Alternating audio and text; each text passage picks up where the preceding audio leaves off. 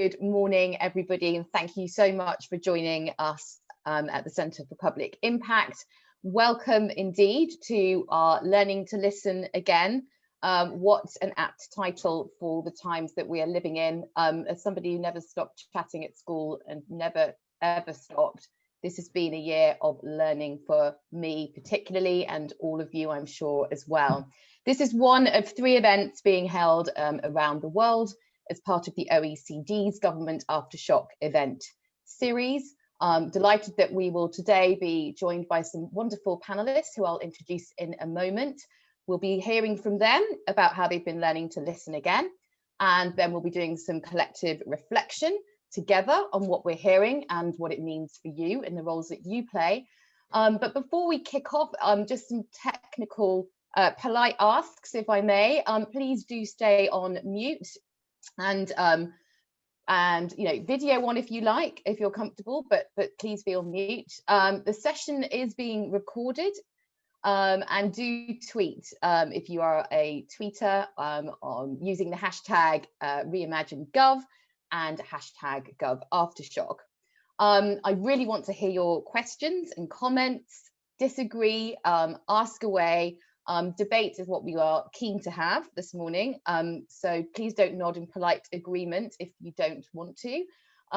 Toby Lowe is my trusted sidekick for the morning. He is going to help take us through all the proceedings, and Toby will be moderating the chat and the questions, and halfway through the first part we will take a look at those questions and see if we can answer some of them, and then later on panelists will be in breakout rooms, so you'll get a chance to continue to ask questions in a smaller setting, more personally, if you can stay through to the end. So to get us warmed up and to warm up your ears, we're just going to start with a video, a quick video that will just put some of today's session in context for you. Over the past decade, the relationship between people and government has become increasingly frayed.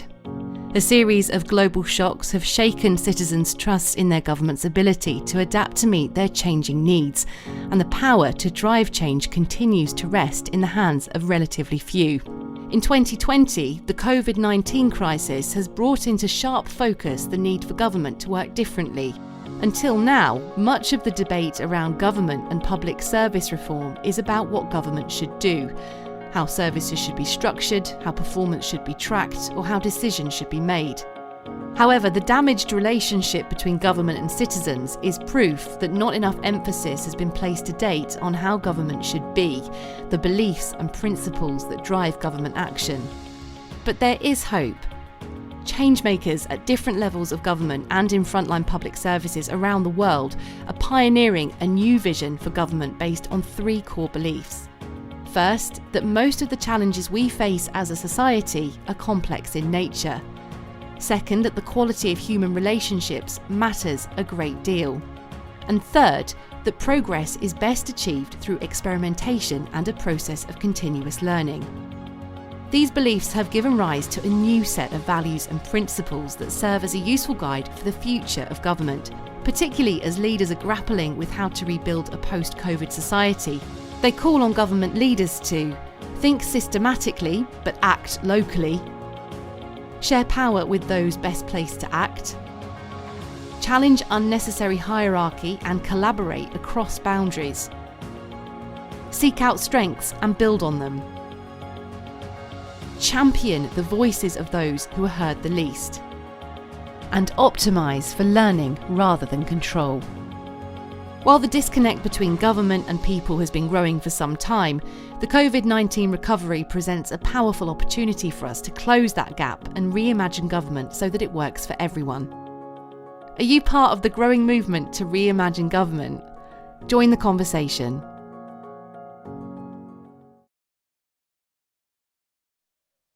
So really glad that you are indeed part of the conversation today, and just there you heard about the importance of listening and relationships for the times that we're living in. Just a word about the Centre for Public Impact, if I may. So many of you will know that we're a non-profit organisation. We're a learning partner to many organisations, helping them to make listening inclusive, active and always empathic. and for learning and adapting. But knowing how to listen matters more than ever, and we must be doing it for the right reasons, with people and not to people. And if we've learned anything this year, it's about how power works in our country in times of crisis. Power in the UK has been characterised by a more centralised government that's using emergency powers. And for many at the start of the crisis, that was accepted because we are living in times that are unpredictable, living with a threat we knew little about, and which still needs a degree of national coordination. But through this period, many have also asked, where does the voice of people fit in? Do we really know each other well enough to make the right decisions nationally and locally? And if we cannot really hear people, won't we miss the vital insights, the experiences and the views that will help us to fight, recover and rebuild? So through lockdown and for months before, I know many of you have been working to make sure that people's voices never get squeezed. And we're helping to hear those voices is all of our responsibility. It's why I'm in the job. It's probably why I imagine you are too. I hope we all believe in the power of people to create better outcomes. And we don't believe that people should wait for permission to speak anymore, permission that may never come. And the voices of the seldom heard is a group that is growing all of the time in number. And they shouldn't be discounted, because not hearing them will impact the very fabric of our society and all that I think Britain stands for. So in my personal view, without listening and building the bonds that hold our communities together and allowing them to be heard and counted, society will start to unravel, we'll start to turn in on ourselves, and that is a problem that no country needs. So listening today is therefore not a nice thing to do, not an add-on. It's essential for our legitimacy, our democracy, and of course, it's a fundamental human right for everyone. So let's learn today what some of the best pioneers of listening to those who we don't hear enough from have been learning over this terrible year. They will show you the potential that radical listening can have, even in a global pandemic, even in lockdown, and even with more centralised power. CPI, of course, is always here to help you to listen, learn and adapt in your organisation and with your teams and communities. So if you want to talk to us afterwards about how you can do that or how you can work with some of the partners that you hear today on the panel, please get in touch with us. So as I said, we'll hear from a range of organisations who will talk us through what and how of their listening activities and how COVID-19 lockdown has impacted on their ability to hear. They will offer reflections on their deep listening work, including highlights of the specific methodologies that they've deployed in their respective organisations and how they bring these important stories to decision makers. And we'll discuss the opportunities and barriers that exist as we try to listen better and what we can do to overcome them. So I just want to do an introduction, if I may, of the speakers today now. So first of all, I'm really delighted to be joined by Laura Seebohm, who is the Executive Director of Changing Lives, which is Changing Lives is a northern charity supporting people experiencing challenging times, including homelessness, addiction and trauma. Laura will share with us Changing Lives' methodology of deep listening and what they've learned. Lynn Mumford is Director of Development and Strategic Partnerships at the Mayday Trust, an organisation that's working alongside people going through some of the toughest life transitions. Those people experiencing homelessness, for example, leaving care, coming out of prison, or experiencing emotional distress.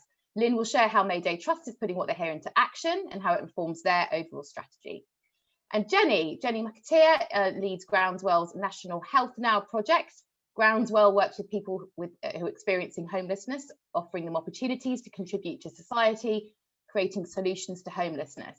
Participation is at their core as they work to ensure involvement of these groups in decisions that affect their lives. This leads to better insights and better decisions. Jenny will share reflections on how deep listening and participation have allowed for greater and more meaningful collaboration between actors in the system and what lessons they've drawn from this work. And Jerome Agiai, who is founder of the Topi Project, a volunteer-run youth-led project aiming to combat loneliness for care-experienced young people. Their goal is to turn pain into positivity. Jerome will share his experience of bringing stories into the decision-making process within government and how telling the story is, in itself, creating change. We're also going to be joined by Sarah Cassidy. She is the Inclusion Manager at the arts at the Old Fire Station, an arts centre in Oxford, which works to involve people with experience of homelessness in all aspects of its work. Sarah will be sharing her work on developing the story evaluation methodology and what impact this has had on her organisation and the communities they work with. And finally, Julie Henry from Frontline. Julie is a practice tutor of social work at Frontline UK in the North East. Frontline works to train and support future social workers. Julie left statutory social work in 2016 to become a lecturer at the University of Bedfordshire on the Frontline programme. Julie's background is in child protection and social work. She'll be responding to what other panellists have said and the impact that she sees that the listening methods that we'll discuss today can have in reality on the front line in public service. So as we hear from our panellists, I'm going to ask if you wouldn't mind to do your own deep listening. I want you to grab a paper and pen and note down the things that you hear this morning that you think will be useful to discuss in part 2. There are some helpful prompts on the slide, which we'll also post in the chat. But we're going to test your deep listening skills. So we're going to ask you to think about 3 questions. They are in the chat, so I'll just recap for you. So what patterns are you noticing in how people undertook listening? What are you hearing that you didn't expect? What do you think is the role of this kind of listening, deep listening, in your job? So we're going to kick off with our first panelist. Laura, welcome. Thank you so much for joining us this morning. Do you want to tell us a bit about your experiences of radical or deep listening through the pandemic? Yeah, hi everyone. When we first went into lockdown, I think we probably all remember, along with the shock, there was a lot of conversation about this obviously new thing called Zoom, about, I don't know, recipes for sourdough, about listening to all the birds singing, all of that. There wasn't quite so much about what that might mean and lockdown might mean for people going through challenging times, and the people we support at Changing Lives who are experiencing homelessness or active addiction, people in prison, women selling sex, and those exposed to exploitation and abuse.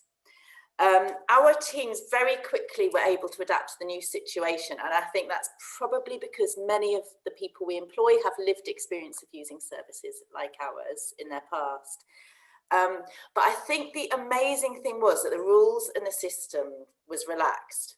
And so basically our teams were just free to get on, do the job at hand, meet the needs of people in front of us, make sure everyone had a home, no one was left on the street, people had food, and people had at least a phone to connect with other people.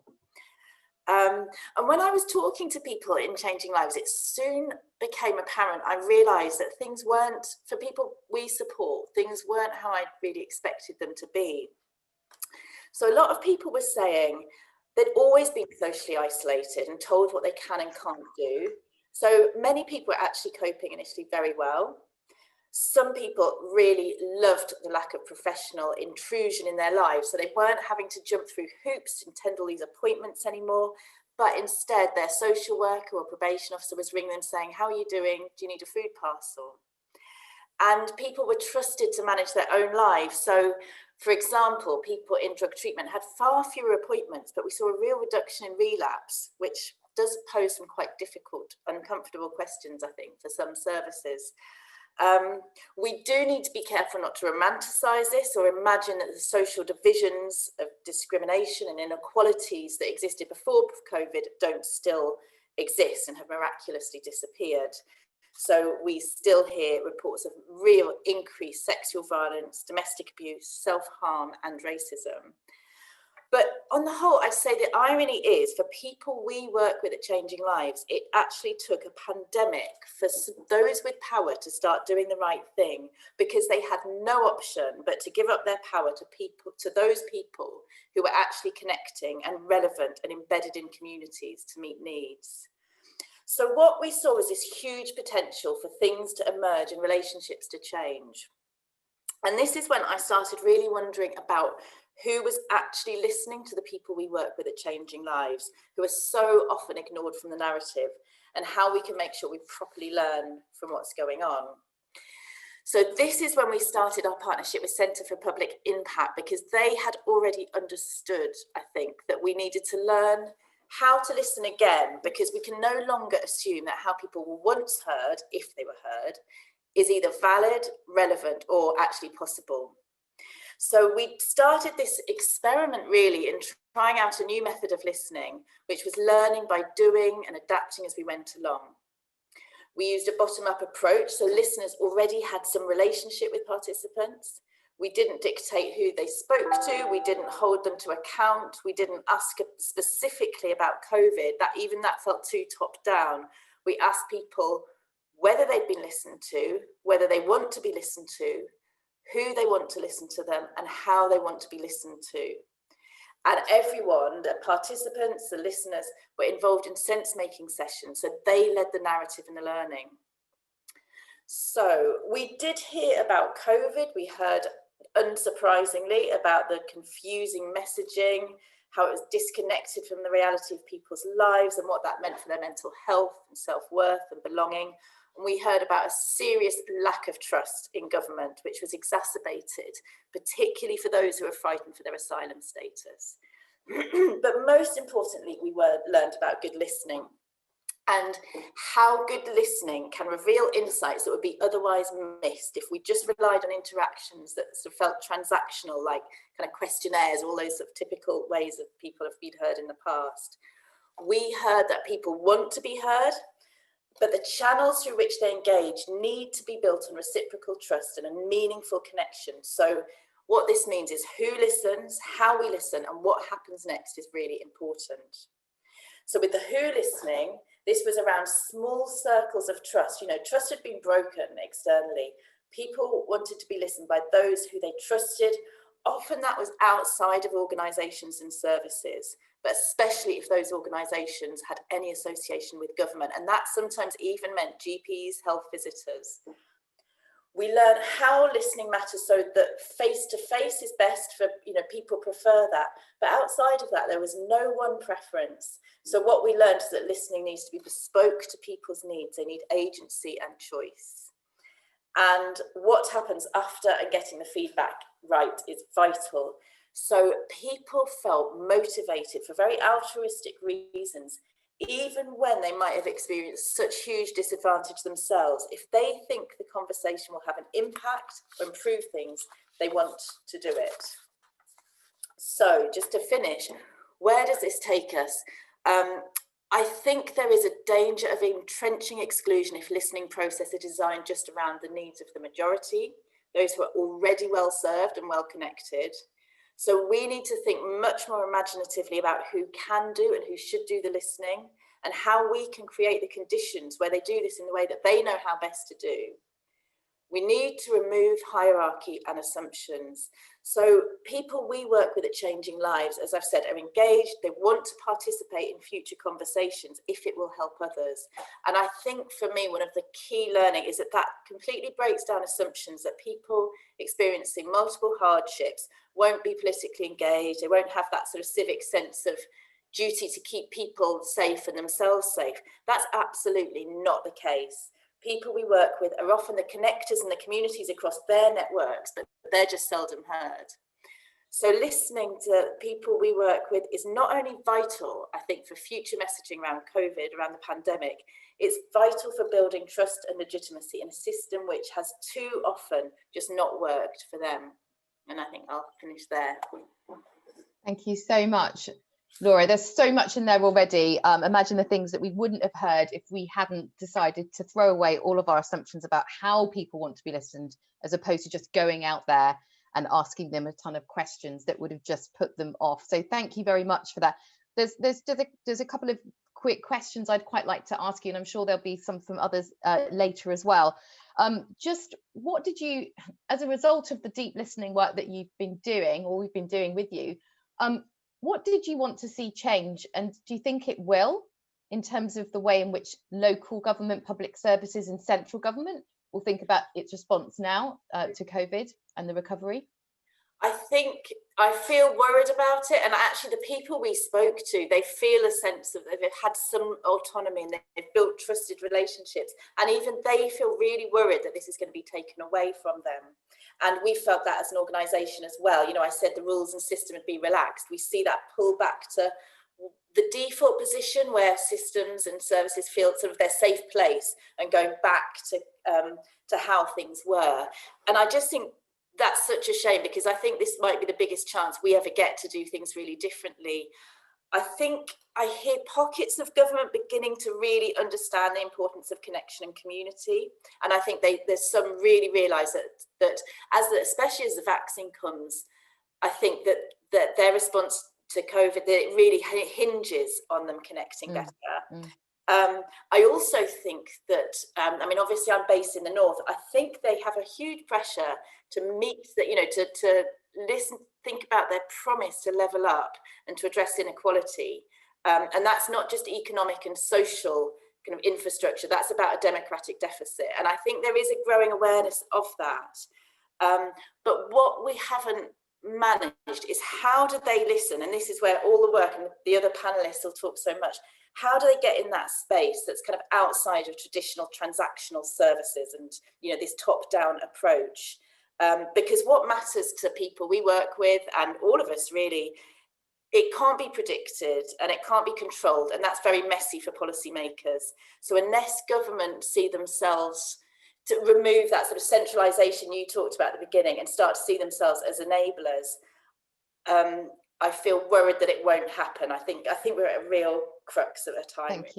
Thank you so much. There's a couple of really interesting things I think people might want to hear about a bit later. Perhaps to have a think about. You did mention that there were some uncomfortable questions for government, given some of the things that you discovered in your listening. For example, the reduction in I think it was one of the, wasn't it? Sorry, relapsing. The reduction in relapsing, and you said that was uncomfortable, presenting uncomfortable questions for government. So perhaps have a think for later, or pop them in the chat later, as to what some of those uncomfortable questions for government are, given that you've uncovered them.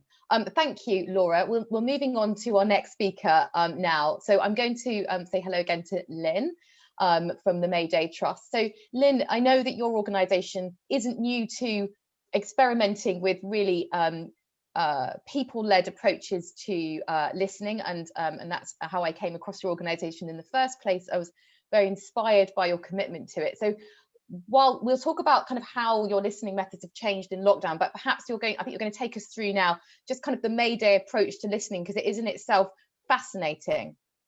Yeah, thank you, Nadine. Hello, everybody. So my name's Lynn, I'm from Mayday Trust. And in 2012, Mayday Trust did something that we'd never really done before in our previous 30-year history. We actually listened very deeply and very openly to people's experiences of services. And the approach we took was not really to hold focus groups or conduct surveys as we had kind of previously done. But instead, we met people where they were, and we asked an open question, and we just listened.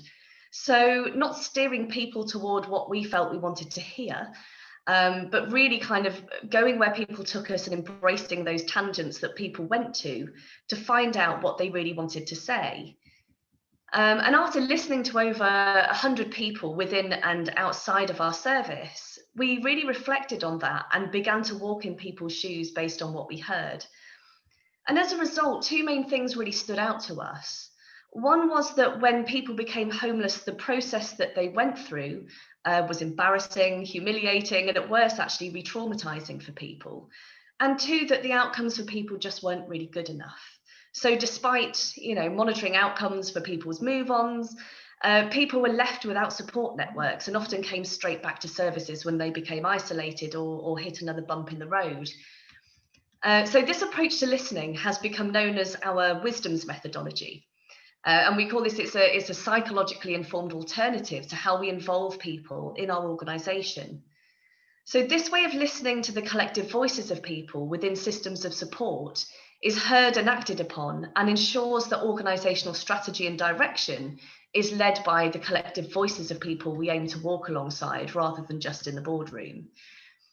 And what we heard in 2012 really prompted a critical reflection and a real radical rethink of our reason for being. So really looking at the problem that we existed to solve. So we went from trying to solve the problem of ending homelessness to the problem of the systemic institutionalization that people experienced when they went into services when they fell on tough times. So our experience has shown us that we really need to be prepared for what comes back from the wisdoms, as it can be quite challenging to hear, especially that introspection that's sometimes we're the problem. And for us, it really prompted a complete organisational transformation. And our response was to pass power back to people and to prototype a completely new way of being fully led by individuals, rather than by contracts and by organisational strategy. So by doing so, over the past 10 years, we've started to expose the systemic barriers that people experience. And we walk alongside people to counteract these so they can transition out of services more sustainably for a life they choose for themselves. Some of what needed to change for people actually originated outside of our immediate organisation, which was when we really started to understand the need for more broader systemic change. For example, the impact of funding outcomes and reporting requirements around data capture, and who and how we attract investment from, so we don't further institutionalise people. So when we spoke to people experiencing homelessness and working within services, we found that the experience of being treated as an other was actually a very common thing. People said that once they became homeless or had access services, normal life as they had known it ceased to exist, and they suddenly became a client or the homeless person. And we heard how this had a real negative impact on people's sense of dignity, self-esteem, hope and motivation. So everything that we do to support somebody must try to counter each person's internalisation of this problem identity. And this includes how we involve people in improving, designing or feeding back on services. So care has been taken not to literally respond to what people say. So for example, the service response to people feeling uncomfortable going to GP surgeries when picking up scripts or visiting doctors, alongside people's discomfort in waiting rooms, kind of led to the creation of like a homeless GP. And whilst that might have cured an immediate problem, the solution actually further treated people as other and segregated more from their communities. So the wisdoms, therefore, allows people to be open, to be honest, and to say what they need without judgment, to be heard to inform strategy, direction, and practice without relying on an expert or a knowledge holder, which can create a power imbalance, and treats people experiencing homelessness or emotional trauma often as a homogenous group. So our experience has shown that while some people make fully formed, informed decisions to be involved based on lived experience, many are not aware of the potential to become further psychologically trapped in services or further embed a label that's been given to them. So by talking to a minimum of 80 people, we can pick out those key themes to avoid the loudest voice. And by listening without an agenda, we're really sometimes surprised at the themes that come out. So it's important that people who pull out these themes are not external to the work, but those who are really familiar with the context. And I think it's important to say this is listening. So it's an art, it's not a science, it's not academic evaluation or research, it really is just listening, to really offer a kind of equal platform for people's voices. So when we listen in this way, we create individual responses to tough times and we start to model the alternative. So we start to see a paradigm shift in systems which doesn't really require collaboration of services, co-production, service design, service efficiency, but responds directly to each person. So our approach to influencing based on our listening, it's really to influence through our doing. So we model the responses, we uncover the barriers, we share the learning, and we share what we hear and experience rather than like a direct lobbying approach. And I think by working from the bottom up, we're now unearthing the impact of current government policy. So for example, fixing those with identified needs within a problem market, viewing people through a lens of needs and risks. A mental health diagnosis can be costly and unsustainable. And I think after 10 years, we have spent listening and modelling a grassroots response. We're probably now just ready to start to look at how we really take that to a policy level. Lynn, thank you so much. There's so much in there, not least about the importance of not layering listening on top of a system that is built around values and organisation, cultural mindsets that just are not right for the time. I think there's an incredible amount that we could unpack there with you later on, but I do have just one quick question. We've only got 1 minute left of this time. given that you were so well set up for listening anyway, and that you've been on this journey since 2012, did you learn anything new in lockdown? Has the COVID pandemic changed anything even now about the way in which you've approached your wisdom's work? No, I don't think we really had to change the approach, but I think it just really made it more poignant that we do so. We conducted a specific wisdoms with Westminster City Council around the experience of the pandemic for people that had been brought in from the streets to hotels and hostels. But because we listen on a very individual level, that's kind of part of our DNA. We were able to continue to respond in a very person-led way for people, rather than applying kind of blanket crisis response, which we found actually has been quite damaging for some of the people that we work with. Thank you very much. Just at this point in time, I'm just going to see if there are any specific questions that we want to go to, Toby, or any comments you just want to raise. So the people would like to hear more again about Laura's point about not making assumptions about the capacity and methods of people with complex needs to engage in listening exercises, and also a couple of reflections about the importance of going to where people are in order to listen, and that demonstrating kind of humility to listening to those soft voices, and people being impressed with the way that listening was a mechanism to completely rethink an organisation's purpose. Thank you very much for that. I think it's interesting, which hopefully we'll go back to later, about the need not to have to talk about co-design, co-production, all these words and phrases that are popping out of government left, right, and centre. When you set your organisation up right, those things are not necessary. Is really ringing in my ears. Thank you, Lynn. Going on to our next speaker, Jenny from Groundswell. Just lovely to hear from you. We've got 5 minutes. If you could talk to us a little bit about what you've been learning about listening during this time. Great, thank you very much. So Groundswell is a very values-driven organisation, and it was set up by and is primarily led by people who have experience of homelessness. So our staff and volunteers, 2/3 of our staff and all of our volunteers have lived experience of homelessness. And what we're going to talk to you about today is less about how we listen internally, more about how we support collaboration for system listening using COVID monitoring project as an example, because we believe that you get better decisions if people who have lived experience of homelessness are involved in creating the solutions.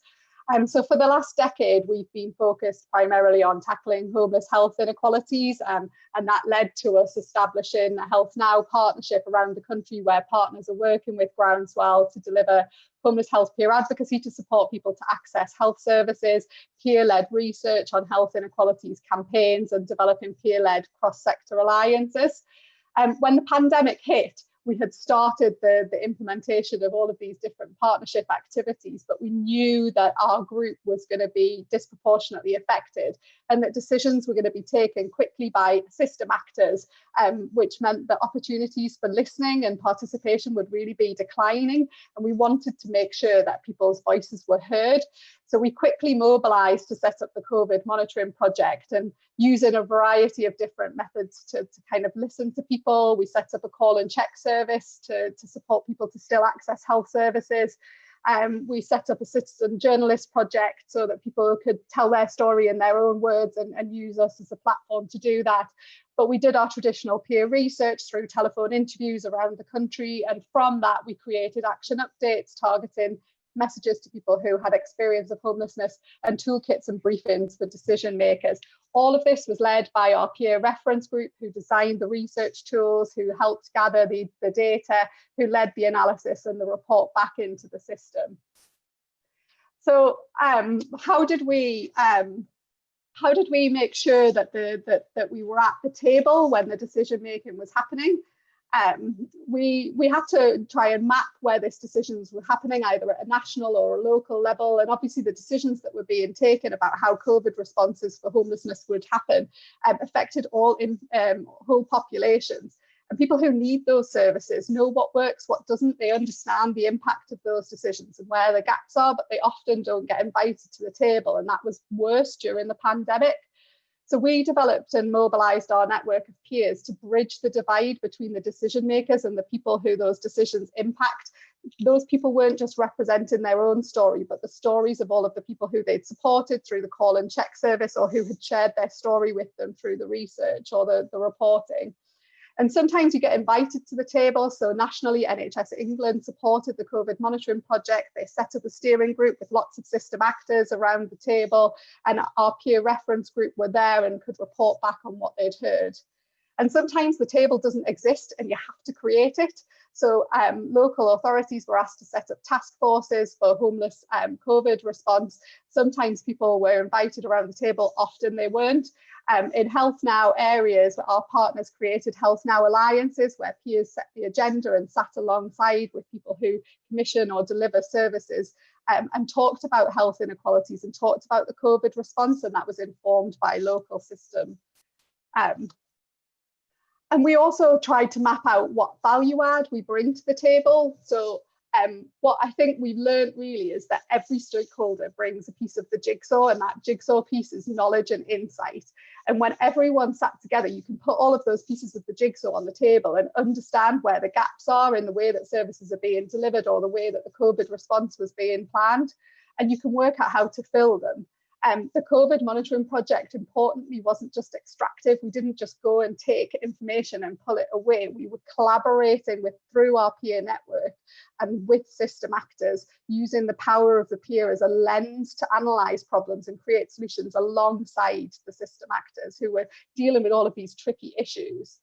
And we were able to bring that live insight.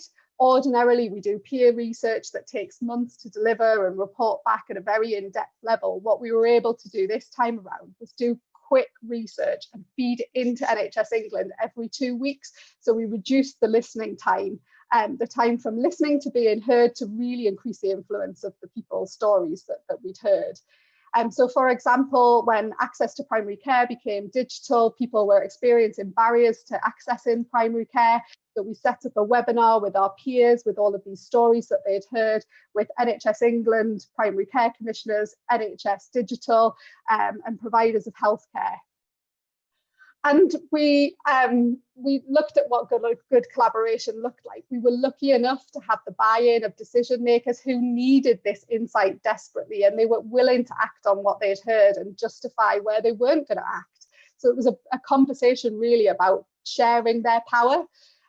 We were able to build a structure for listening through the network of peers and how they reach out to those local communities. It wasn't just a one-off project team, and we invested in skills of people who were around the table. So we trained GPs on the experience of homelessness, and we trained peers on the right to health, or put them together with a superintendent pharmacist who could talk to them about what community pharmacy could deliver. And we moved to delivering solutions together. So some of our peers helped deliver testing in the London hotels or supported increasing GP registration. We offered action and not just insight. But really crucially, it was the peers that were holding stakeholders to account for action. So in Greater Manchester, when the peers had heard conversations about increased infections due to access limitations on water and sanitations because day services were closed, and they didn't get action from local system actors, they wrote to the Mayor, Andy Burnham, who set up a task force, and they carried out scoping and developed an action plan. And moving forward, groundswell are making sure that we don't drop this COVID hot potato once it's baked. This isn't just about us delivering a report, it's investment in a change process. It's not the report that matters, it's the change that we created and the accountability systems that remain, so that we're hoping to use this as an opportunity to enable peers to create long-term solutions to tackling health inequality as a equal seat around the table. Thank you. That's been incredibly insightful. Thank you very much for sharing that with us. We are trying to keep to time, so but there are a couple of questions in the chat, but we can look at those in a bit. But I just wanted to quickly ask you, if you wouldn't mind, sorry to ask you to be brief on this. As you said, that listening is about creating a change. It's not a one-off thing. Is that realistically going to happen? I mean, we've been hearing about the fear of going back to normal. Will the door shut on you as soon as a vaccine comes and we go back to where we are? Have we done enough to embed this way of working to not go back yet, do you think? I think that there's an opportunity, as others have said, to really capitalise on the relationships that have been built and the experience of bringing together different actors to create change. There's an interdependency that's been highlighted through the pandemic. And honestly, we now have a group of sort of 40 peers that are meeting around the country who I don't think they will not be heard now. They've had the experience of being listened to, and they've almost become kind of mobilised activists who feel they have the right to hold the system to account. And they have the connections with the people who are taking decisions nationally and locally. So I don't think that will necessarily happen as long as there is a commitment to investing in the infrastructure of listening. I think absolutely, I completely agree. And I know that many of the organisations that have joined the call today are invested in helping people to continue that momentum and build that capability and confidence in people to enable them to build on all of the good work that we've done so far. I'm going to move on, if you don't mind, Jenny, but thank you again to Jerome Harvey Aguier from the TOPI project. Thank you, Jerome, for joining us. Tell us a little bit about what you're learning about listening. So I just want to start by saying that our project started when we didn't listen. And so our friend committed suicide. And that story is what resonates with us. I didn't really know what I was doing. None of us did, but we just knew we had to create a space for people to be heard. Actually, then when you have counsel around other people, you then be able to untune out of those self-damaging images and stories that we tell ourselves. So when we started the TOPI project, it was in our head, we went to get support from our local government and a few charities, and we got denied. So those weren't listening to a cry for us. So we were trying to get Christmas for care leavers, because care leavers at Christmas are generally lonely. They don't have the typical family, but yet on the media and all on TV, everything's about family, connection, love, all this stuff. So we came up with the idea to run Christmas anyway. We said, okay, you guys ain't gonna listen to us, we're gonna run it anyway. And here we are 8 years on, and there's Christmases popping up all over the country. And now internationally, just through a thought. And that's for us the power of listening to ourselves. Now all these places we went to originally are coming to us and saying, hey, how can we get involved? So sometimes you have to be the model of what you want them to hear. And for us, we've learned that, listening is simple, but actually not listening gets complicated. and for us, we have a bit of a value around listening, which is about listening in love, creating a space, so speaking from the heart and listening from the heart. So we have this thing called wisdom circles, where we basically reflect on a day, on a week, on service to others, and actually hear from young people's point of view, but also volunteers' point of view. What did today feel like for you? Or what was those magic moments, steering those conversations to something beautiful, so that, the story of what's happened today is what leaves you with the impact. So our aim is to create listening fruit. So when you listen from the heart and you really hear people where they're at, actually it creates a thought, which then in tune becomes a feeling, and that feeling drives change. And so what we've done historically is helped to create those stories and experiences within leaders who may not understand, So our thing is about creating a space for understanding, because a lot of the decision makers in this current time don't understand. And so what we have to do is bring them to a place of understanding, and stories are a great way to do that, but also how you tell the story. So it's not a blame kind of culture. It's more of we're just helping you to understand and putting you through an experience that then you start to look at yourself, because we can't listen if we're not in the state to listen. And I don't believe, this year has been a really tough year. So I call it the purge, the year of the purge, where you've got all this stuff that's internally going on coming to the surface. As Laura was saying earlier, it's really interesting. Care leavers, when the first lockdown started, they were kind of they were very resilient. They were not really feeling, I think we go through this stuff all the time. We experience trauma all the time. So actually this is an alien to us. But the worry for them was about seeing what was happening externally and seeing how, and then as time went on, loneliness started to kick in. And we're in a place now where Christmas is about to come again. And actually, this is a real big shift. So I've been speaking to different young people about what we could do to provide space for them to be heard and to feel less lonely. So some of the things we did over lockdown, I got speaking to loads of care leavers. I got care leavers speaking to loads of care leavers. And most of them said they would just benefit from having a phone line or someone to just talk to, but they didn't want a professional role. They just wanted someone who cared, basically, not paid, who was able to just be a listening ear. They don't want no one to advise them. They just wanted to be heard so that they felt like they wasn't alone. So we ended up creating a phone line with a company called Family Action called Listening Works, which was a phone line that is run from 6 p.m. to 12 a.m. and it's still running now. And then we heard some other young people were like, oh, you know what would be good? Because everyone's in lockdown, can we try and see if we can meet some CEOs? Or can we speak to MTV about, you know, what they do? Because, you know, they might have more time. We did it and we got it done. So we went to MTV and they were running a thing called Via Community. And basically we created a space where young people could ask questions about the music industry. And then there was a lady called Jenny who met with young people, and a lady from America who was from Universal, who got to speak with care leavers about, you know, the real them. So for us, listening is about taking off the mask, being a bit vulnerable, be it saying, you know what, I've had a crap day too, I feel a bit crap. Because, you know, this space of working from home or living at work is created this kind of confusion. And what we found is quite powerful is that there's actually a space to create really meaningful connections, because that's what it is for us. It's about building meaningful connections and building really beautiful relationships that influence change. So for us, it's always been about, and to be fair, if I'm honest, we've never known what we were doing. We just flow.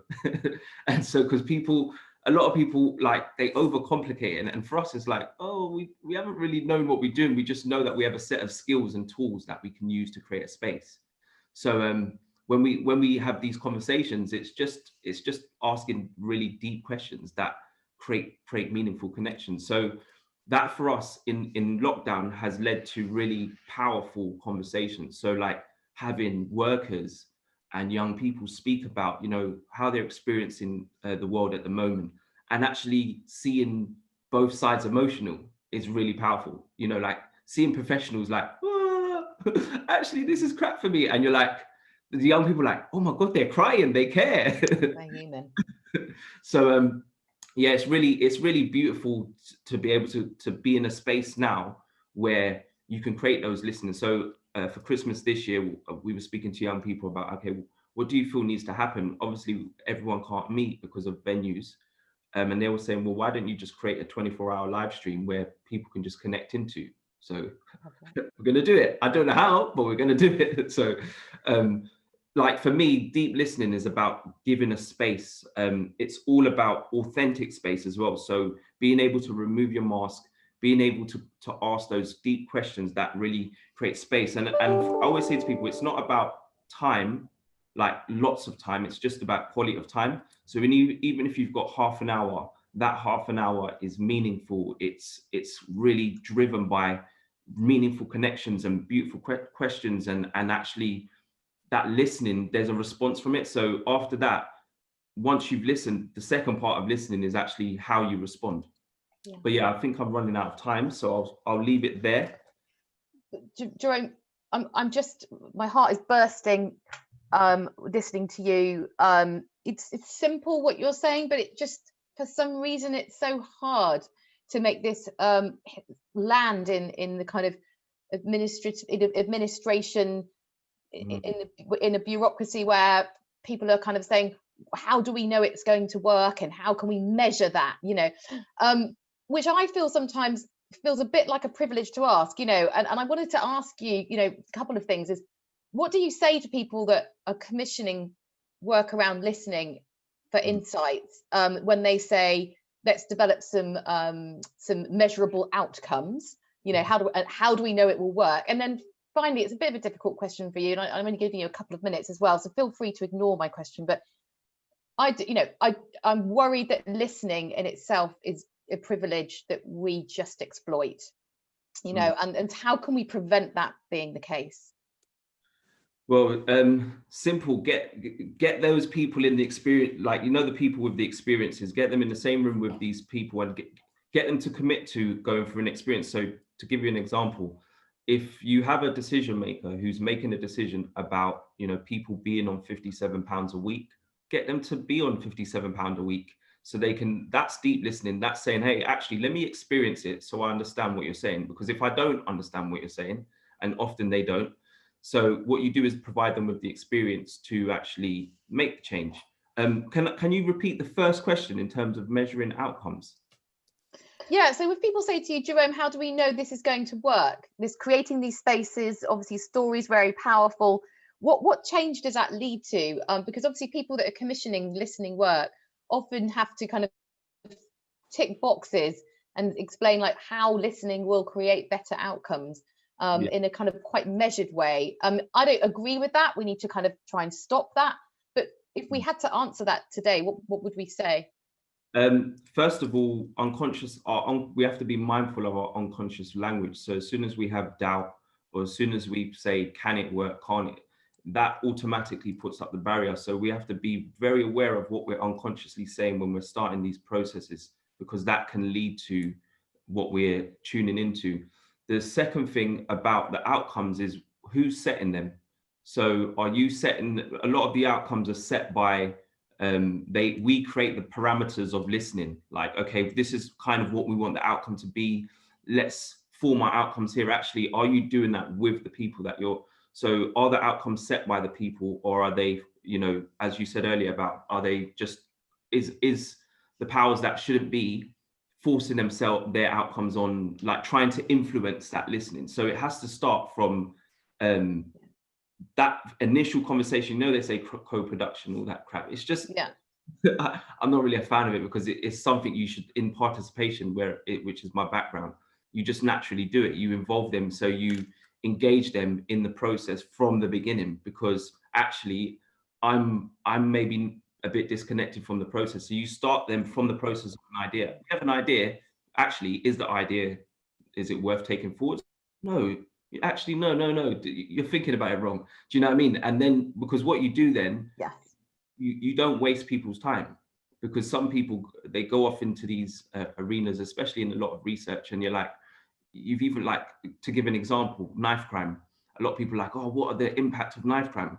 The word in itself is a problem, because it's not a knife that has legs that commits a crime, it's a person.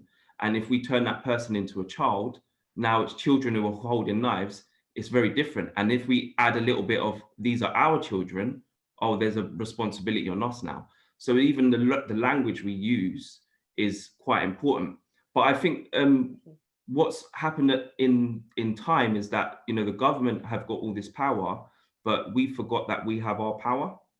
And sometimes it's not about relying on the government, it's about creating a model. So for instance, with us, we didn't have to wait on the government. We weren't going to sit around and wait for it to suffer more. Actually, we created something, and then we did it, and then we influence government to be like, actually, this is an issue that we should speak about.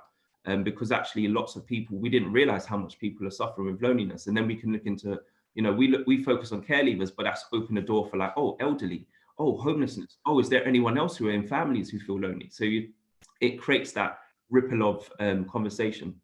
I hope that's all. Thank you. That you have more than answered my question. Thank you so much. I'm sorry to have to move on, but I think, you know, it's been very powerful, and what you've spoken about is a really good link into our next speaker, Sarah, from the old fire station in Oxford, because you mentioned the power of storytelling, something I've experienced myself listening to First Nations students in Canada, and the way in which they tell stories to relate to one another's experiences, in part, for me, was a life-changing experience, and where I first learned about the power of storytelling. But Sarah, you're going to tell us about how you've been doing it at the fire station, the old fire station. Thank you.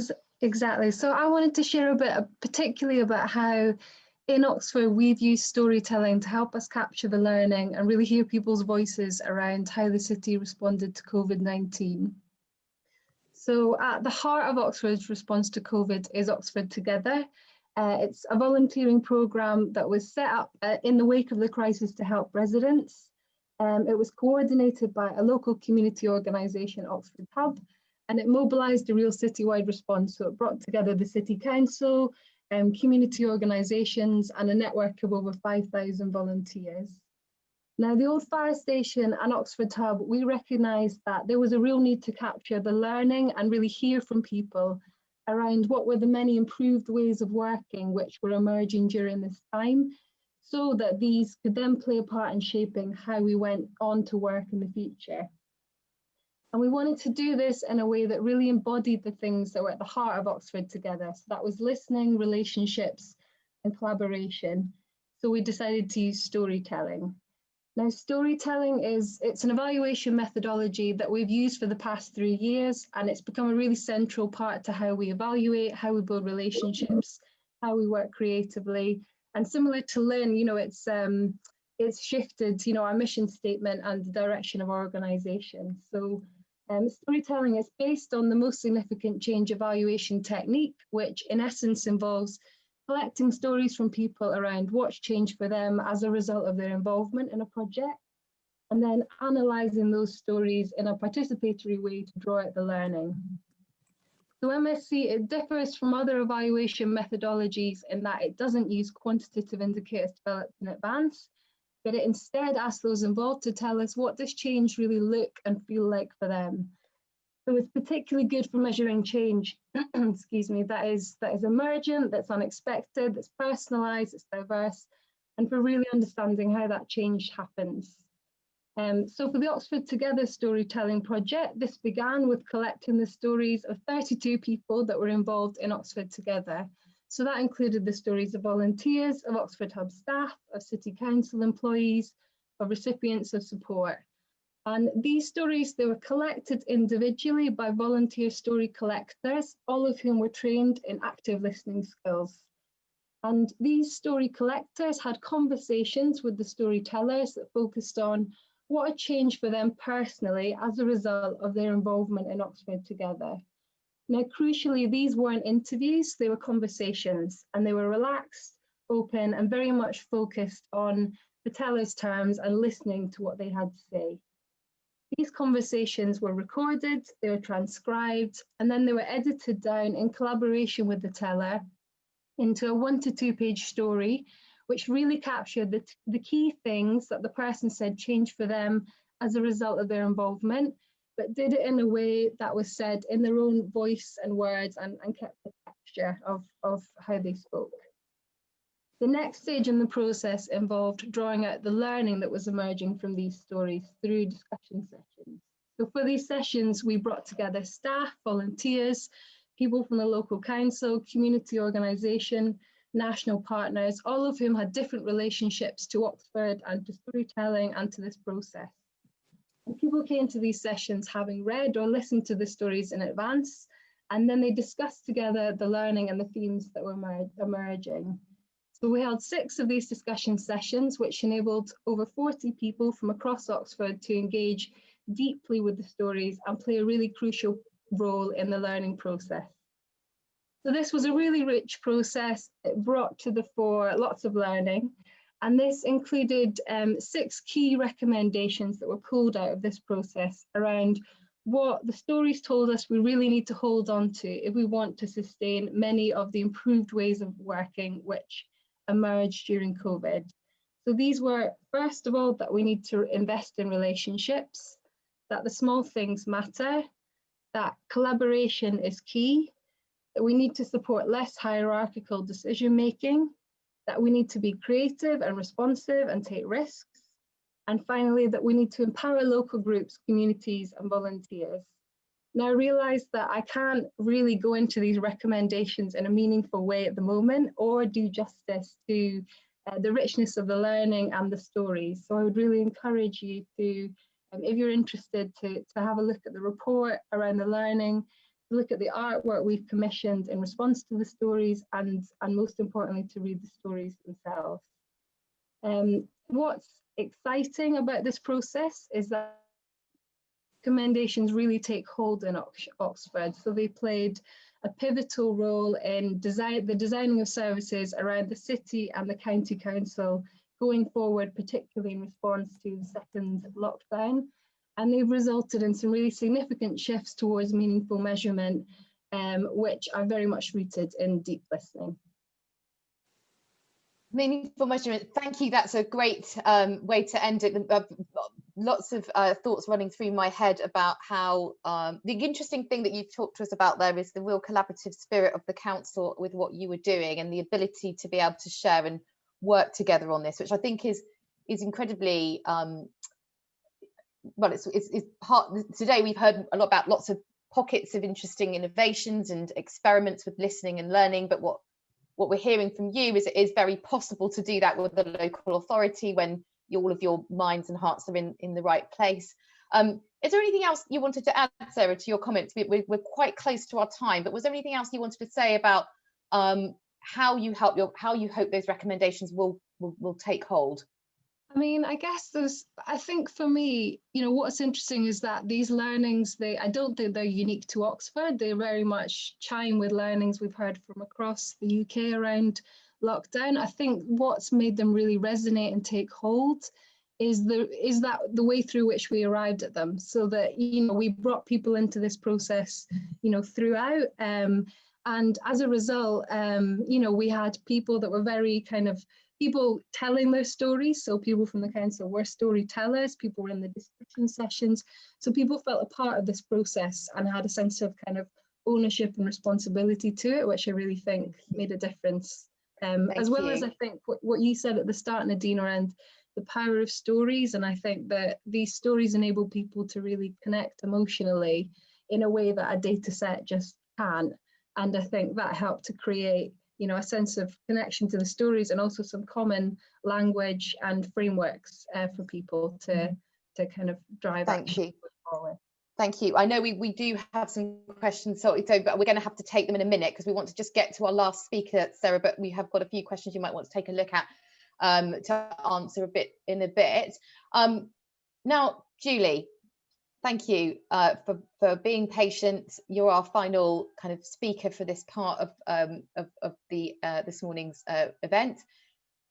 We've spoken a great deal. It's always important, isn't it, to think about how listening operates at in public sector frontline services, and whether anything that would be good to hear from you now is kind of how listening in this way or in other ways really impacts on the work that you're doing in children's social care particularly. Yeah, I suppose from a social work perspective, we have very tight time constraints, the bureaucracy that surrounds that, and the involvement, the timescales we have when working with families. And I find that really interesting, because what legislation states in the Children Act 1989 is we must ascertain the views, wishes and feelings of children. And for me, how do we do that? We do that by asking the right questions and listening to the responses. And just building on from what Sarah said earlier, making links between listening and relationships. The two of them go hand in hand for me. You need to listen to build those trusting relationships. We work with some of the most vulnerable people in society, and unless you have that element of trust, they don't feel listened to and you aren't able to listen to them. We know from the children and young people that we've worked with who are suffering abuse at the hands of parents and carers, they need to feel listened to. We need to hear their story, and it's not about our interpretation of their story. It's not about our unconscious bias. It's hearing the words from those children and young people that we're there to work with. The social work students that we train, we take two theoretical approaches. One is a systemic approach, which very much maintains a position of curiosity, thinking about when we work with young people, a position of neutrality, very circular questions. And in that approach, we see the problem as the problem, not the person. So it's looking at that wider social context, which is so often overlooked in social work. We also teach on the principles of motivational interviewing, which is very much around first order and second order change. How can we listen to people? How can we hear their story to get them to move to the next stage in their life? I'm not so opportunistic. I think that everybody is able to make changes in social work. We're involved for a purpose, but it's about giving people the opportunity. So through the concept of MI, it's around asking open questions, it's around offering positive affirmations, but most importantly, it's about reflective listening. It's not making assumptions around the words that we've heard and their meaning. For me, words are just words without a context. So it's really unpicking when we're working with families, what is going on for them, what is their story, and actively listening. And I think listening for me is just as powerful as actually asking the questions. We're working with people, they're scared, they feel vulnerable. There's a misconception of social work. When social workers become involved, children are going to be removed from the care of their parents. And it's around sort of dispelling that myth and hearing somebody's story, making them feel valued and making them feel empowered. And I think there's nothing more empowering than telling your story and having somebody listen and take on board what it is that they're saying. And I just think, and it sounds really cliche, but in social work, I came into social work, I wanted to be the difference that made a difference. And just building on what Jerome was saying, how many young people I've worked with who've just sort of left the care system without support, without anybody listening to how they're feeling. And if they've been in a foster placement or in a residential setting, and suddenly they're sent out into the community without those independent skills, nobody listened to them, nobody heard their voices, nobody understood what it was like at Christmas when they didn't have family or friends around them. So it's something I'm really passionate about. And also for me, I think it's around when we're working with families, it's doing with and not doing to. And what I've noticed in COVID, which I suppose has been really different, obviously priorities have had to be in relation to child protection, because obviously that has to be the main focus as opposed to child in need, which sits a little bit uncomfortably with me because I still think child in need is a very grey area, and what is it that tips into the remit of child protection. But what I have noticed is there's been a lot more empowerment by doing meetings via Zoom. I don't know how many people on the call have had involvement, attended meetings in children's social care, but just to give a context, so at an initial child protection conference, you would invite a family into that conference. They would sit around a table where professionals had their names in front of them, you know, real like power and balance, not much autonomy at all for the families. What we've actually noticed during COVID, because these meetings are taking place virtually, we've actually handed a lot more power over to families. They feel more able to challenge, they feel more able to contribute, because there's not that barrier of sitting in a room with lots of professionals, and they sort of feel that hierarchical position has shifted ever so slightly. But I think, yeah, COVID has a huge impact on social work. I question whether social work will ever go back to how it was in its purest form, because we have had to adapt, we've had to change the way that we work, you know, not seeing children as much as we would, visits being shortened because of the time constraints around COVID. But actually what I've seen is some evidence of some really, really good work where children are being listened to, where families are being supported. And, you know, for me, the whole ethos of I came into social work is, you know, to keep families and children together wherever possible. And the only way that we can do that is by listening and putting those problems into context and helping the families to think about creative solutions to address those problems. And as I say, it's about doing with, not doing to. So very much from a first order position of, we are not the experts. We are not going to say you need to do X, Y, and Z. Actually, we're going to empower you to move into that second order change. You're the expert in your life. We need to listen to what you have to say. And that's probably the most important message that I want to get across. And as I say, families are the experts in their lives, not us. We have a snapshot into what's going on. Wow, thank you so much. You know, you put that so powerfully. Julie, I just want to ask you something. It's quite direct, really, and it's not meant to be a loaded question by any means. But do you think government really understands this central, you know, departmental level, the importance of the time that you need to spend in building relationships, and how that really can pay off? Or do you think that you're still going to be put back into, you know, filling in forms, 15-minute appointments, rushing around from place to place? I mean, how far are we down this track of decision makers, as it were, that kind of govern social working, understanding this? I would probably say it will stay the way that it is. If the government are seeing, you know, that this has worked, will they make those changes?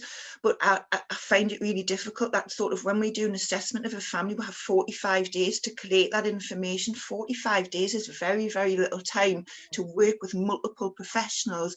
And we know from evidence that families are very rarely referred into children's social care because of one presenting issue. There will be multiple things going on for that family. So we're very governed by time restraints, and I'm a firm believer in sort of that early intervention and having that time to work with a family. And what we know from evidence, what we know from research is, if we are able to spend time with families to bring about effective change, that the family believe and think that they have been the engines behind that change, that it's more sustainable and it's less likely that they'll be referred back into children's social care. So for me, there is something around, you know, let's invest that time into families, let's try and bring about change. And as I say, I'm not naive enough to think that because we spend more time that the family wouldn't be referred back into social care. We know that that's not the problem. But as I say, just to be governed by time constraints, it just seems a little frustrating at times that you have to meet certain deadlines and things. And for me, it should be, you know, an assessment is only as good as the moment that you've written that sentence in it. So I'm unsure around the time scales, but as I say, we have been governed by shorter visits, 15-minute visits. You know, the child in need visits would normally take, haven't been taken its place. And I wonder if, you know, the government see that as more resourceful. You know, do we need as many social workers, or actually can it be a more streamlined process? I suppose for me, that's something that's quite scary, because the heart of social work for me is that face-to-face contact and that relationship building, and I would hate for that to be reduced any more than it already is. Well, if anything has come through today, it's the importance of being there, of having that time, of staying human, having your heart in the right place as well. And, you know, and another thing coming through is obviously don't interpret for people, don't sense make for people, don't sense make about me without me. We've heard that before. Don't assume, don't interpret. People are the experts in their own lives. This is all so powerful. Thank you. I'm going to hand over to Toby, because that brings us to the end of the speakers, to just let us know what kind of questions or comments are coming in through the chat. There's an amazing range of conversations happening in the chat and people responding to each other's questions, which is fantastic. So I'd encourage people to keep doing with that. There's a great set of, there's one set of questions about methods and scale. So people are asking, is this kind of storytelling narrative-based listening approach an alternative to the quantitative numbers collection approach? I can't see you, Toby. I don't know if you've got your camera on, but am I the only one that can't see you? No, I was deliberately being in the background. There you go. Hi. Is the storytelling narrative listening approach an alternative to capturing quantitative numbers-based approach? And if it is, either how do we address the challenge of taking the knowledge of storytelling to scale, or if that's impossible, how do we devolve the decision making down to a level at which the storytelling, the qualitative, the narrative is able to influence decision making effectively? Okay, would any of our panelists like to try and answer some of those questions, because it's a very practical question for people that are working in public services in the third sector to think about, you know, how, I guess it's the measurement side of it really, and how we actually can the difference between quantifying and quantitative and qualitative, and you know, are we replacing one with the other, and is one completely dead? Who would like to try and take some of those questions? Hi, I'm happy to kind of talk about the kind of methodology stuff, because I guess you know, we spend quite a lot of time kind of trying to gather, I guess, effectively patient experience in a space where patient experience isn't usually heard from a group of people who have experience of homelessness. But you need, like I said, you need all of the pieces of the jigsaw. So the quantitative stuff is really important. And, you know, the big data that decision makers have access to and the sort of ability to be able to analyse that is really important. So, for example, in the COVID monitoring project, we worked with NHS strategy unit. They gathered the views of decision makers, of service providers, commissioners and policy makers on COVID response and access to healthcare. And we gathered the patient experience stuff. And when you put that together, it's a really powerful case for change. Any of those pieces of the jigsaw on their own would probably make decisions really tricky and probably might lead to the wrong decisions. So I think in terms of methodology, what I've learned is that you need all of those pieces together. But at the same time, there's something opportunistic about having live insight and having those routes to come in through storytelling on a regular basis. And that can just be as influential as a long-term piece of research. Lots of people agreeing with you that we shouldn't get into the qual-quant debate. It's a trap, someone's saying, which is important that we don't. It's a trap that people often try and get us into, and we should try and avoid it, absolutely. But and Toby's kind of point about whether or not we should be bringing decision making to lower levels or ensuring stories get passed to higher levels, so policy levels, is a really important one. Would anyone like to say anything around that? Jerome? Yeah, there's a space, as I agree that there is a space for both. So the only thing is the difference in time. So a story can be a very short space of time, as research and that is a lot longer. But in terms of what the question you just asked, Nadine, I currently do that. So it's about, so there is a space for people to go out to the community and actually experience what's going on in the community. I think that's very important for understanding, but also there's a space for people to come into your space, because there's an exchange. I think when you're listening, there's an exchange, whether it's whether you can see it or you don't. So often, like when we do training and we go in and we create a space of listening during training, actually that's very powerful in their environment, because you're getting to see like young people speaking with social workers in a professional capacity, but also creating those stories within that capacity to be like, oh, and sometimes it's also useful for those who are receiving services to understand what the hurdles of the services are. Because a lot of the time, for instance, when we speak about social workers and we're like, oh man, you know, they don't treat us in this way, they don't. And then when you start to see the other side of the coin, you're like, oh, okay, they've got a lot of pressure. They're dealing with like 15, 20 young people with all sorts of trauma. Maybe there's a lack of emotional support around that support to the social workers. So you create an exchange of learning. And that's been very powerful for me. So I think there's a space for everything. Yeah, there is a space for everything. It's just whether we simplify it. For me, it's a lot of the time it's very complicated, and some of our systems are kind of backwards, if I'm honest. So a lot of the systems we work with, it's not in line with the digital capacity we have. So in terms of, like, if I just give an example around like social work, why are they not using like apps and stuff to record? So using pictures, videos, typing in like using your phone, everything's on this really old-fashioned system, which then creates a lag of time. So if actually they updated the system in terms of the tools that they can use, that would create better experiences, and then you'd have more time to have relationships. But because there's this fear, it's all based on fear. If I don't do this, this is what the implications of what I don't, rather than love. If I do this, the impact for the child is going to be this. It's that narrative change. And there's as I said, unconscious language is really powerful in the sense of like the language of money rather than value. And so I've really recognized, even in the whole charity sector, that there's this kind of surviving money, when actually, and we've lost our value. And it's really important to recognize when we're losing our way a little bit and saying, actually, are we in the right place? Do we need to reset how we think, and what is our unconscious language? But yeah, I think I'll stop there. Thank you. Toby, was there anything else? I think there's still some questions coming in.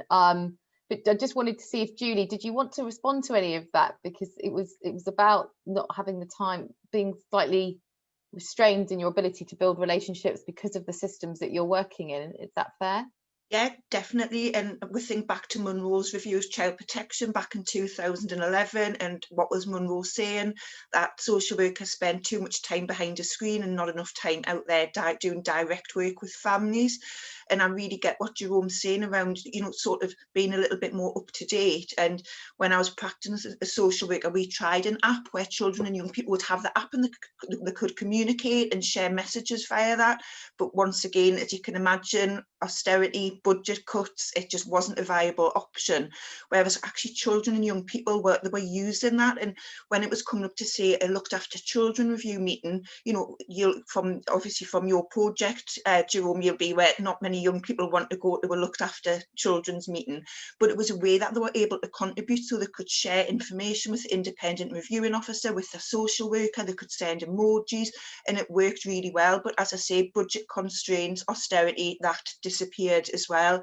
So it is quite an antiquated system, and as I say, everything is just governed by such stringent timelines that you almost feel a sense of panic when it's coming up to a deadline and you've got 2 days left to like finalise an assessment. And I just think, I don't know, this is just my personal view, and I know from the conversations we've had, something I'm really passionate about. I struggle to comprehend how you can make a judgment on a family situation in 45 working days. It just, I think we all are. I think we're all struggling to understand that. It's the most shocking statistic of the day, really. Someone said the qual and quant thing, saying it's a trap, feels a bit like avoiding the difficult questions. Numbers convince, stories explain. I think that's really that's a really great comment there. Thank you for that. Ken, is there anything, Toby as well, keeping an eye on the chat for us, that we can actually, just before we do, Lynn just wants to make one point. I just want to bring Lynn in here. Hi, thanks, Nadine. Yeah, it was just in response to, you know, do we bring people to power or power to people, and what that looks like. And I think we've taken quite a different response to that by trying to model something alternative. So creating an environment where people don't actually need to have those conversations if we're working in that very person-led way. And I guess our approach through that kind of, we model something different and we influence through the doing of our work rather than trying to kind of lobby policy or bring voices to different platforms. And I think what we found is it's very much down to individuals. So we tend to attract people that get it. So we kind of bag the enthusiasts, and I think what we've learned is there is no point trying to convince a skeptic. So actually by modeling an alternative, by creating an environment where people are heard at that point, as you would be if you went to a counsellor or whatever, actually attracting people to that and influencing in that way has been quite a different approach that we've taken. Absolutely, thank you very much for that. Toby's often telling me to stop getting myself wound up and stop trying to convince people that will never be convinced, and just start to do things and show. But I hear what you're saying there. It's a great point, Lynn. Thank you. Toby, is there anything else that you want to raise at this point? I mean, I would encourage people to look at the wide-ranging debate that's happening in the chat. In the time that we have now, I can't do any further justice to the range of things. Should we move on, because I realise we're already behind time? Should we move on to the second part? So there is more time to discuss some of these questions in groups, and each of our panelists will be in a group, so we can carry the conversation on. It's by no means the end. So that's the kind of marks the end of part one. Thank you to the panelists for all of their thoughts and insights. The chat has been incredibly insightful, and I love the fact that they're able to ask these questions of each other and ourselves. So we're going into part two. I'm going to hand back to you actually, Toby, because you're going to explain what happens exactly. Thank you very much indeed.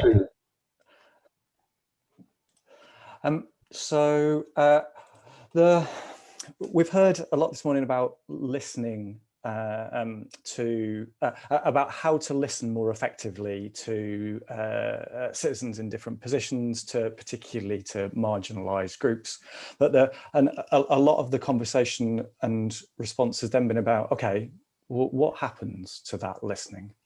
And we wanted to share with you some work that we've been exploring at CPI that takes the listening, and then we undergo a process of shared sense making. So what do we mean by that shared sense making? Well, it's essentially based around the idea that any data that is presented to anyone doesn't have a predetermined meaning. So when you put data in front of someone, that in order to move that from a piece of information to a piece of knowledge that can be acted on, you need to make sense of what that means. And the same data can mean different things to different people. So data, the sky is blue. That might mean completely different things to different people. But to one person, it might mean, excellent, it's going to be sunny today. That's going to lift my mood and I'm going to feel much better. The same sky is blue could mean to say, oh, it's not going to rain today. My crops are going to die. We're going to struggle to feed ourselves. Data doesn't mean anything until you have that process of interpretation. So what we've been experimenting with in some of our recent work is to do this process of shared meaning making together with the people that have generated the data from whom we have listened. So the idea of shared sense making is you put kind of raw data on the table for a group of people to make sense of together. And that act of making sense together enables different perspectives to be heard. Because if one person just creates meaning from a set of data, that's essentially that person imposing their worldview and their perspective on that data for everyone else.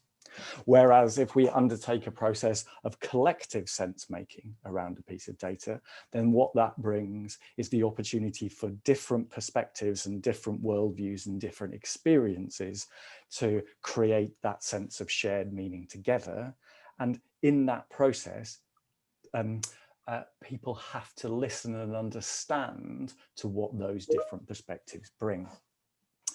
And that means that we've also been able to bring the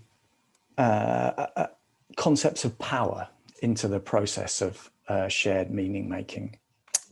You will be familiar with the expression from the disability rights movement, "Nothing about me without me." So we've been toying with bringing that basic principle into the process of sense making to say, no sense making about me without me. So we've tried to bring the people who have been listened to into the process of sense making from the data, from that listening data. You'll see there on the screen the report that we generated with Changing Lives, which is kind of documenting our experiences of doing that work, the Learning to Listen Again report.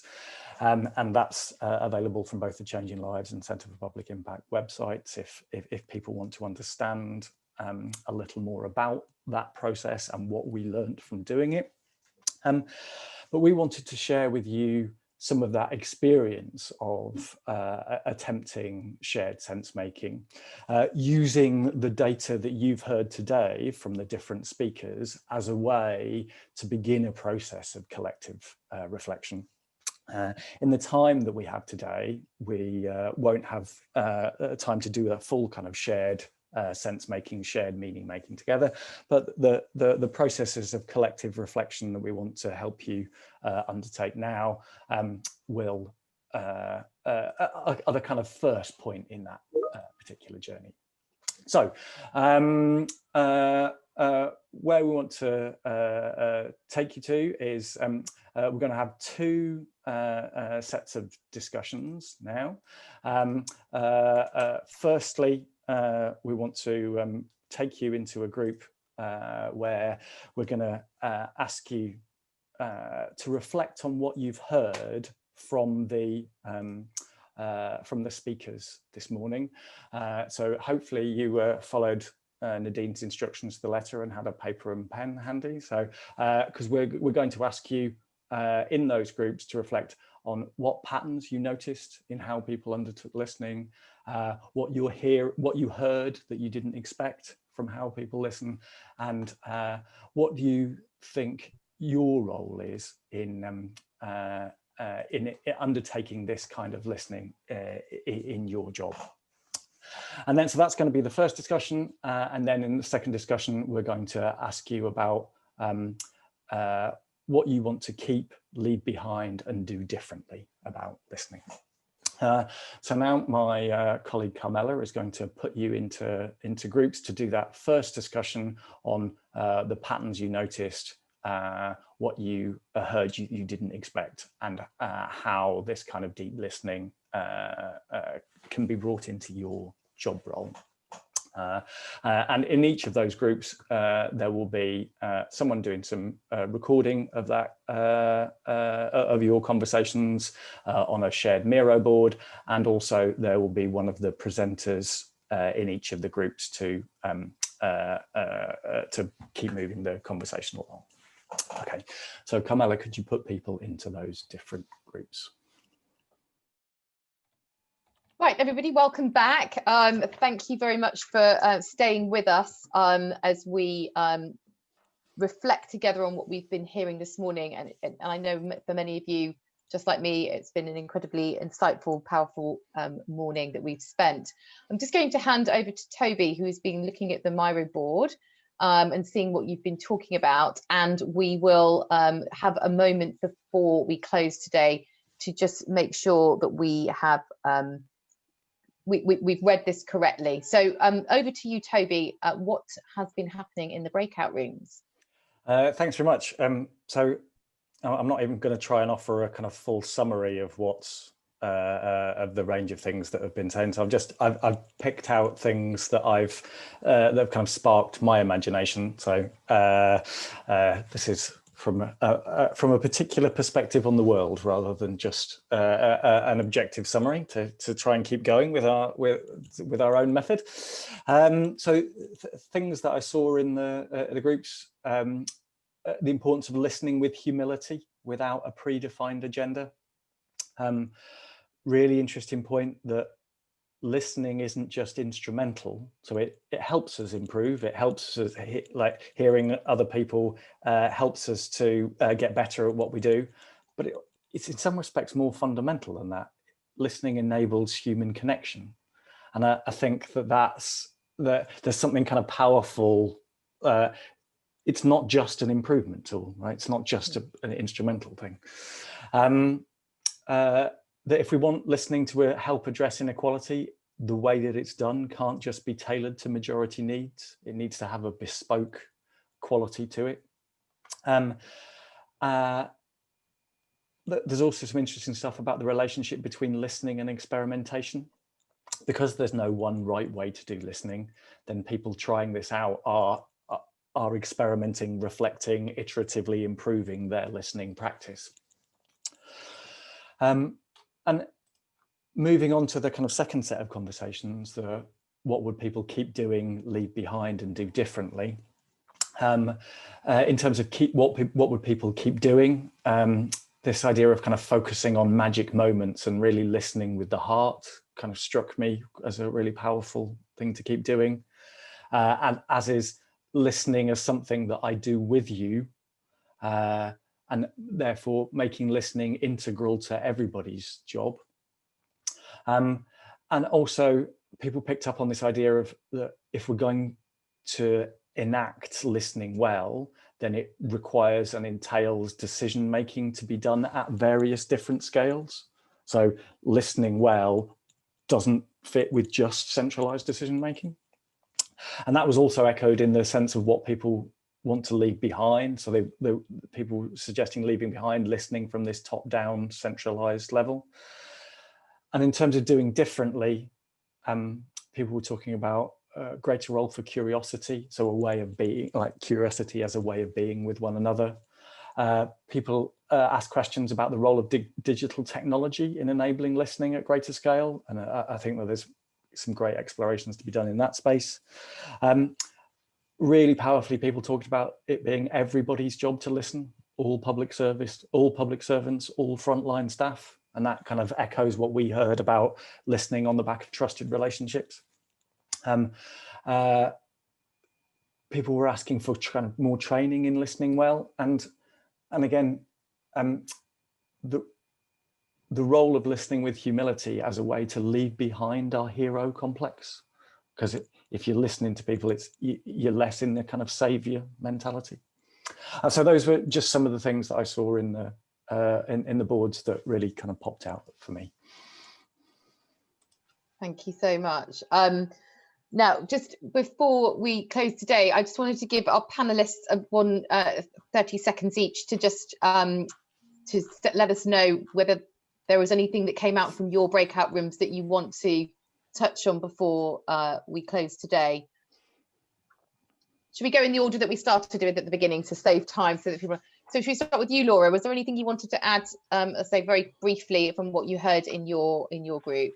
Oh God, so much. It was so interesting.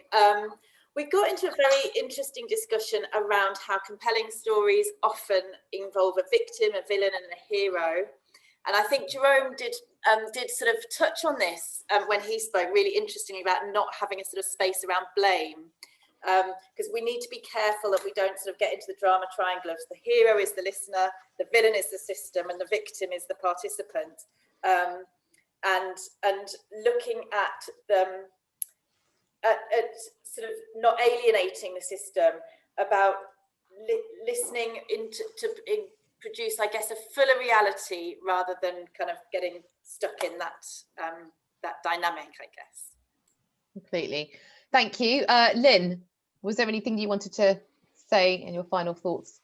Yeah, I think room. Oh, sorry, Dave. Yeah, I think the thing that really stood out to me was that we need to stop making listening a separate exercise. That it can feel quite monolithic when we kind of, it looks like something over here that we have to do. And actually, it needs to become kind of the DNA of everything we do. It needs to be cultural rather than a piece of work. And the other thing was really around that we need to really listen to our teams and our staff, people that are doing this work. Because when we're listening to people that we work with, obviously that's incredibly important, but there's a huge richness in just listening to everybody involved in those systems as well, and not just people that experience the services. That's really interesting. One of the insights that we had at CPI with social workers specifically was that they felt that they needed spaces to discuss and talk and share experiences, and actually when they did so just within their own teams, they felt kind of safer, that we haven't yet created than talking about those experiences in front of other people. And I think that we haven't quite got to that point yet where we've created the safe spaces for everybody to talk and there not be blame, and to be able to be honest about how it feels to be in that job that you're in. And as I think Jerome said earlier, you know, the surprise when people see that actually, you know, people in public service have hearts and emotions is actually in itself very powerful. I hope we can do more of that. Jenny, any final reflections from you? Yes, so we talked about how you tell the story being part of how things get listened to. Maybe we do too much reporting, maybe everybody's kind of got no time anymore to read the sort of the reports that are coming out. Maybe there's a different way to tell the story. We talked about culture change, and my favourite quote of the day: don't be the Tinder of listening, don't just do the one night stand stuff, move towards a long-term relationship and embedding that in sort of culture change. I can't claim that quote. And actually really excitingly thinking about from Tinder to digital engagement.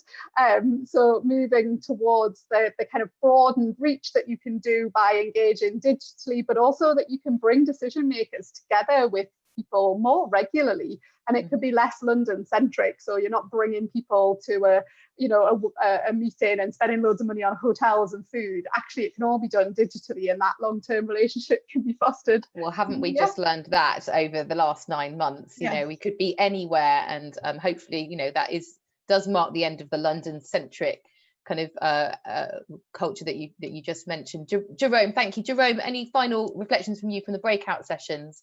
It echoes what everyone else has been saying, really. So how we create listening as integral part of the kind of foundations of what we do, and making sure that we had a lot of reflective practice where people are reflecting on how they can use it in their roles and what may need to change, and maybe actually looking at are we doing it in the right way? There was a quote though, but I can't remember it. someone mentioned a quote, but I think it was a really powerful quote about doing things differently. I can't remember. Katie, did you manage to get that quote? I think I'm not sure I did. I wrote it down, but I can't find it. But there was Does anyone want to quickly volunteer that they know this quote from Jerome's group? I'm just trying to see who the name of the person. There was a they quote may have had to drop off, but yeah. we'll wait for the, we'll follow your Twitter feeds. Was it this one? No, don't be the Tinder of listening. That's a brilliant one too. We'll follow your Twitter feed in anticipation of this incredible quote, Jerome. There it is. It might be not about doing different things, but doing things differently. Might be not about doing different things, but doing things differently. Lovely. Thank you. That's very profound. Sarah, any closing remarks from you from the group that you were in? I mean, I was also in Jenny's group, but I think okay, yeah, but we went on to talk a bit about what does it then mean to scale these things up. And we spoke about technology, but we also spoke about how the challenges of something that ultimately is about relationships and about taking time and care, and what does that mean? The attention that needs to be given to kind of doing that in a way that's scaled, but is true to the things that are at the heart of deep listening as well. Thank you. And Julie, anything from you finally? I was in Jerome's group as well, but we had a really interesting conversation around how we provide tangible evidence in relation to data, so quantitative data that really illustrates that actually listening does work, listening does bring about change, and listening does have good outcomes. Thank you very much. It reminds me of something you said, Toby, when we came back into this group. There's something undeniable about human connections for change. And I think that at any table that anyone is at, if you were to say that, I think you'd struggle to find anyone to disagree. And I think that's what we need to find, isn't it? The common language that we can bring about listening to the table, to the decision-making tables, that don't make people feel fearful, that don't make people worry that that this is too complicated. I think we've heard today quite how simple listening can be. And it starts with everyone being human. We're all human. Public servants human, civil servants are human, everybody on this call is human, and as somebody said in the chat, is we sometimes forget that we actually know so much more. It's all in our minds, and so we just need to get it out. So let's hope we can find those safe spaces to do that. I have to end and close this session now, but I just want to thank you very much on behalf of CPI in the UK and everyone that joined this conversation. We're all learning to listen. Again, nobody is the expert. If you want to be inspired by what we've been learning, please look at the report that we wrote, Learning to Listen Again. It's on our website. If we're partway through our own experiments in listening, and a part 2 of that listening work in the North that we mentioned earlier is happening now. And I would love to hear from anybody that wants to hear more about some of the experiments in listening that are taking place throughout the country. And I want to say one final plug for public servants, because I know some of the great innovations in listening are actually happening in local authorities across the country. We've been talking to colleagues about how they have been building empathic spaces to listen in some of the most